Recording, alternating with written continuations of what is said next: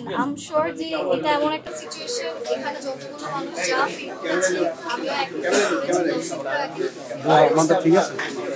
অনেক ভয় পেয়েছি একটা সময় তো এটা আস্তে আস্তে থেকে অনেক বেশি হচ্ছে তখন মনে হচ্ছিল মেবি সবকিছু শেষ তো আলহামদুলিল্লাহ সবকিছু শেষ না হয়ে যে আজকে আপনাদের সামনে বসে আছি এটার জন্য আমি আপনাদের কাছে লাখ লাখ শুকরিয়া আসলে এইরকম ইনসিডেন্ট হতেই পারে বা নিজেদেরকে সবসময় প্রস্তুত থাকা নিজেদেরকে প্রস্তুত রাখা মেন্টালি আমার কাছে কোনো কিছু চিরস্থায়ী সো ইট রিমাইন্ডস আস যে এক মুহূর্তে সব কিছু তারপরও আমরা অনেক so it is a reminder